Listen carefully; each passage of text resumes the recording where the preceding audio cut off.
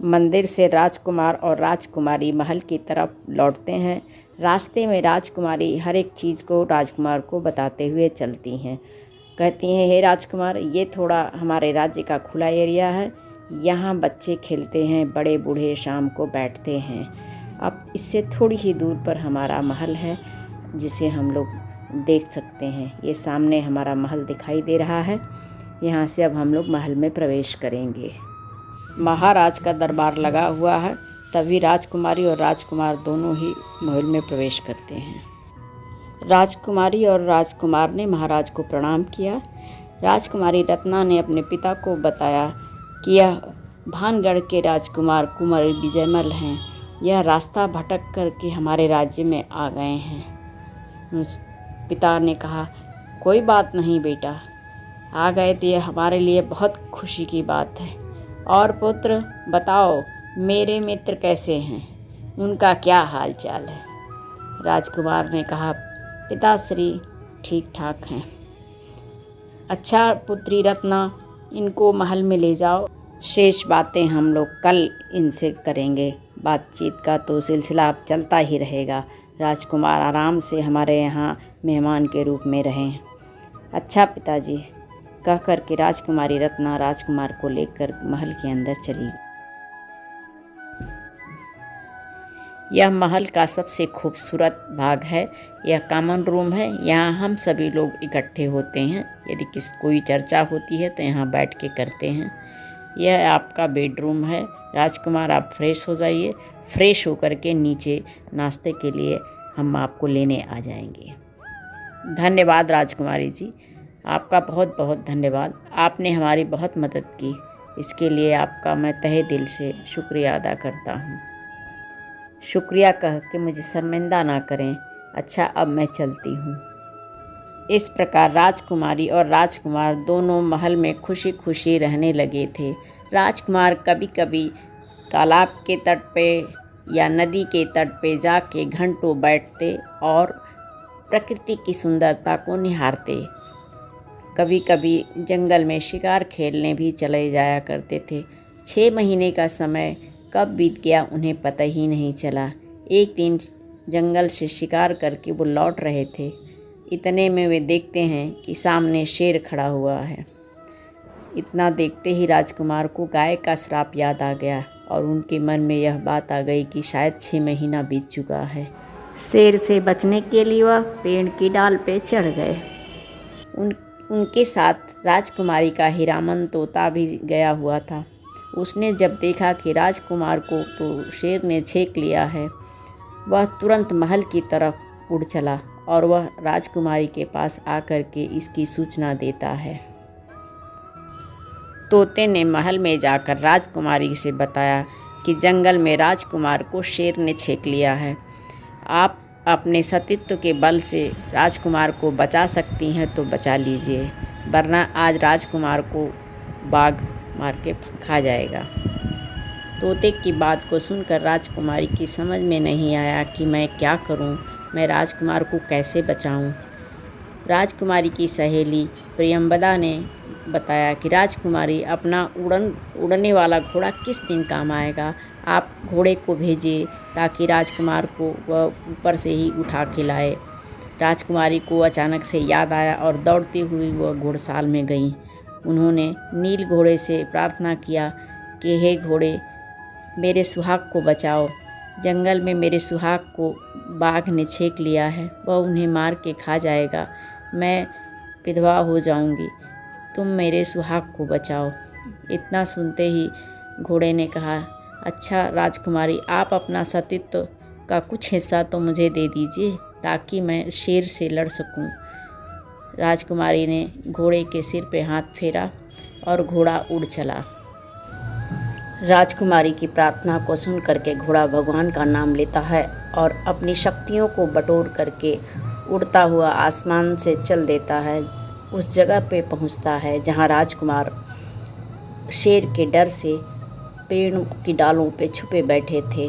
घोड़ा एक झटके से राजकुमार के पास पहुंचता है और उन्हें अपने पीठ पर बिठा करके महल की तरफ लेके उड़ चलता है। राजकुमार को घोड़े अपनी पीठ पर बिठा करके महल में ले जा कर के राजकुमारी के सामने खड़ा कर देता है और कहता है कि लीजिए, अब अपने सुहाग को अपने पास रखिए और संभाल के रखिए, इनका ख्याल रखिए। प्रणाम राजकुमारी, अब मुझे आज्ञा दीजिए। यह कहकर के घोड़ा अपने निवास स्थान में चला जाता है। अब राजकुमार को अपना 7वां महीना याद आने लगता है। अब वह अपने को हर दिन गिनने लगते हैं, अब कितना दिन और बच गया है जिससे कि मेरा शरीर अब मनुष्य के रूप में नहीं रह पाएगा और गधे के रूप में परिवर्तित हो जाएगा। राजकुमार को राजमहल में रहते रहते 7 महीना बीत चुका। आखिर वह दिन आ ही गया जब एक रात वह सो रहे थे तो उनको ऐसा लगा कि उनके बॉडी में कुछ विशेष परिवर्तन हो गया है और वह उठ के खड़े हो गए और फिर उन्होंने राजकुमारी को जगाना शुरू किया। उठा उठा रानिया हो, खोला नया नवा हो, आखिर मुलाकातिया कई लेहू जी, आखिर मुलाकातिया कई लेहू जी। राजकुमारी उठ जाइए, अपनी आँखों को खोल दीजिए, आखिरी बार मुझसे मुलाकात कर लीजिए। जल्दी निकाला धनिया पैरों का जूतवा हो, गदहा जनमवा होत बाटे जी, गदहा जनमवा होत बाटे जी। राजकुमारी हड़बड़ा कर उठ के बैठती हैं और जल्दी जल्दी राजकुमार के पैरों से जूता निकालने लगती हैं। इतने में ही गधे के चारों पैर छोटे छोटे निकल आए। यह देखकर राजकुमारी घबराने लगी। राजकुमार ने फिर कहा, जल्दी उतारा धनिया कमर की धोतिया हो, गदहा जनमवा होत बाटे जी, गदहा जनमवा होत बाटे जी। राजकुमारी ने राजकुमार के शरीर के सारे वस्त्र, जूते, पगड़ी सब कुछ निकाल दिया। अब राजकुमार का शरीर एक सुंदर से गधे के रूप में परिवर्तित हो चुका था। यह देखकर के राजकुमारी बहुत ही दुखी हुई। वह सोचने लगी, यदि पिताजी को पता चलेगा तो वह इन्हें जंगल में भेज देंगे, अतः मैं इन्हें छुपा के रखूँगी और इनकी सेवा करूँगी। अब राजकुमारी राजकुमार को कमरे के अंदर ही हमेशा रखती, नहलाती, धुलाती, खिलाती, बड़े प्रेम से उन्हें बिस्तर पे सुलाती। इस प्रकार से उनकी सेवा करने लगी। एक दिन राजकुमारी नहाने गई और गलती से दरवाज़ा खुला रह गया। अब गधा धीरे धीरे कमरे से बाहर निकला और सबसे बाहर महल के आ गया। राजा ने जब देखा तो उन्होंने कहा, अरे यह गधा कहाँ से महल के अंदर आ गया? पकड़ो, सिपाहियों इसे जंगल में ले जाओ, छोड़ दो। राजा की आज्ञा पाकर सारे सिपाही राजकुमार को जंगल में ले जाने लगे। राजकुमारी की सहेली प्रेमवदा ने देख लिया। वह दौड़ी हुई राजकुमारी के पास गई और उन्होंने कहा, राजकुमारी, राजकुमार को तो राजा की आज्ञा से सिपाही जंगल की तरफ ले गए हैं। इतना सुनना था कि राजकुमारी दौड़ती हुई राजकुमार के पीछे भागी। सिपाहियों के हाथ से राजकुमारी ने राजकुमार को छीन लिया और उन्हें लेकर के राजा के सामने दरबार में हाजिर हुई। उन्होंने कहा, पिताजी, ये मेरे स्वामी हैं। गाय के श्राप के कारण इनका शरीर गधे का हो गया है। राजा ने जब सुना तो वह बड़े ही आश्चर्यचकित हुए। राजा ने राजकुमारी को बेटी, जब राजकुमार का शरीर गधे के रूप में परिवर्तित हो गया है तो तुम इनके साथ अब कैसे अपना जीवन यापन करोगी? मैं तुम्हारी शादी दोबारा फिर से करूँगा, किसी बहादुर राजकुमार से करूँगा। ऐसा सुनकर राजकुमारी ने बड़े विनय से कहा, पिताजी, यदि हिंदू धर्म में विवाह एक ही बार होता है, यदि राजकुमार गधे के रूप में परिवर्तित हो गए हैं तो इसका यह मतलब नहीं है कि मैं दूसरी शादी कर दूं और इनको जंगल में भेज दूं। नहीं, मैं इनके साथ रहूंगी, इनकी सेवा करूंगी। आपके महल में यदि राजकुमार के लिए कोई जगह नहीं है तो मैं राजकुमार को लेकर के कहीं और चली जाती हूँ। यह कह करके राजकुमारी राजकुमार को लेकर महल छोड़ देती हैं और वह भानगढ़ किले की तरफ चल देती हैं।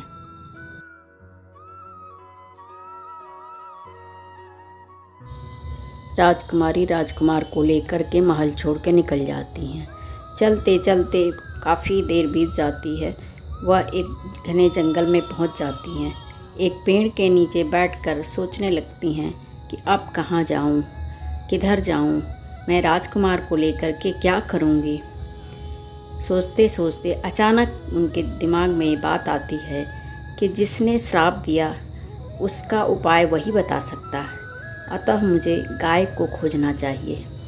यह सोच करके वह राजकुमार से कहती हैं, राजकुमार, अभी तक मैं आपको लेकर के आई हूँ, अब आप अपने नगर में मुझे लेके चलेंगे, क्योंकि मैंने कोई रास्ता देखा हुआ नहीं है।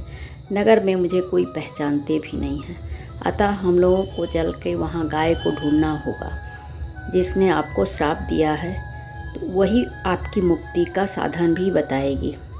इतना कह करके राजकुमारी भानगढ़ नगर की तरफ चल देती हैं और वह रास्ते में पूछते जाती हैं, भानगढ़ अभी कितनी दूर है, अभी कितनी दूर है। कुछ लोगों ने बताया कि अभी भानगढ़ 5 किलोमीटर दूर और रह गया है। अतः राजकुमारी राजकुमार के साथ भानगढ़ में प्रवेश करती हैं और उन्हें दूर से ही किला दिखाई देने लगता है। वह राजकुमार से कहती हैं, राजकुमार, देखिए आपका घर आ गया है। खड़े होकर के सोचने लगती हैं कि भूरे रंग की गाय को मैं यहाँ कहाँ खोजूँगी। इतने में एक आदमी आता हुआ दिखाई देता है तो उससे पूछती हैं, भैया, इस गांव में कोई भूरे रंग की गाय है क्या? उस व्यक्ति ने कहा, मुझे तो नहीं पता है, आगे जा कर के किसी से पूछ लीजिएगा। आगे बढ़ने पर राजकुमारी को एक महिला मिलती है। उससे उन्होंने पूछा कि भूरे रंग की गाय इस गांव में है क्या किसी के पास? उस महिला ने कहा, हाँ बहन, आगे राम सेवक के परिवार में एक भूरे रंग की गाय है। यहाँ से दाहिने हाथ चले जाइए, वहीं पर गाय उनके दरवाजे पर मिलेगी। शुक्रिया। इतना कह करके राजकुमारी राजकुमार के साथ राम सेवक के घर की तरफ चल देती हैं। जब वह राम सेवक के दरवाजे पे पहुंचती हैं तो देखती हैं कि भूरे कलर की गाय वहां पे खड़ी है। वह राम सेवक की पत्नी से कहती हैं, बहन, आप मुझे काम पे रख लेंगी क्या? तो उस किसान की पत्नी ने कहा, मेरे पास तो खुद ही खाने को नहीं है, मैं आपको काम पे क्या रखूँगी, आप तो देखने से अच्छे परिवार की लगती हैं। राजकुमारी ने किसान की पत्नी से अपनी पूरी दास्तान बताई कि किस प्रकार राजकुमार गधे के रूप में परिवर्तित हो गए और वह उन्हें लेकर यहाँ वहाँ भटक रही हैं। राम सेवक की पत्नी को राजकुमारी पर दया आ गई। उसने कहा, ठीक है, आप मेरे साथ रह सकती हैं, मेरे काम में हाथ बटा सकती हैं। राजकुमारी उस किसान की घर में रहने लगी और साथ ही घर के काम काज करती, राजकुमार की सेवा करती, घास लाती, राजकुमार को खिलाती, नहलाती धुलाती। इस तरह से वह गाय की बहुत सेवा करती थी। गाय की सेवा करते करते उनको काफ़ी दिन बीत गया था। एक दिन गाय उनकी सेवा से बहुत ही प्रसन्न हुई और उस गाय ने कहा, राजकुमारी, आपके काम से मैं बहुत प्रसन्न हूँ, आप मांगिए, आपको क्या चाहिए? राजकुमारी ने कहा, हे माता, आप तो अंतर्यामी हैं, आप जानती हैं आपने मेरे पति को श्राप दिया है जिसके कारण उनका शरीर गधे का हो गया है। अतः हे माता, आप मेरे पति की मुक्ति का साधन बताइए या कोई ऐसा उपाय है जिससे वह श्राप मुक्त हो जाए। गाय ने कहा, हे बेटी, श्राप तो मैंने दे दिया है, मैं उसको दूर नहीं कर सकती, लेकिन तुम यदि राजकुमार को गंगा में स्नान कराओ और महादेव का दर्शन कराओ तो वह शाप मुक्त हो जाएंगे। इतना सुनकर के राजकुमारी ने गाय को प्रणाम किया और राजकुमार को लेकर के गंगा में स्नान कराने के लिए हरिद्वार की तरफ निकल पड़ती हैं। राजकुमारी ने हरिद्वार में जाकर के राजकुमार को गंगा में स्नान कराया और महादेव का दर्शन कराया। महादेव का दर्शन कराते ही राजकुमार का शरीर पुनः अपने रूप में वापस आ जाता है। दोनों ही बहुत ही खुश होते हैं और एक दूसरे के साथ गाते हुए अपने घर की तरफ चल देते हैं। जन्म जन्म का साथ है तुम्हारा हमारा, हमारा तुम्हारा, हमारा तुम्हारा। अगर न मिलते इस जीवन में लेते जन्म दोबारा। जन्म जन्म का साथ है तुम्हारा हमारा, तुम्हारा हमारा। इस प्रकार राजकुमार का फिर से मानव रूप में जन्म हो चुका था। अब राजकुमारी रत्ना और राजकुमार विजयमल अपने देश लौट आते हैं और खुशी खुशी बहुत सालों तक राज्य करते हैं। यदि आपको कहानी पसंद आती है तो मेरे चैनल को लाइक सब्सक्राइब ज़रूर करें। कहानी देखने और सुनने के लिए आप सभी का बहुत बहुत धन्यवाद।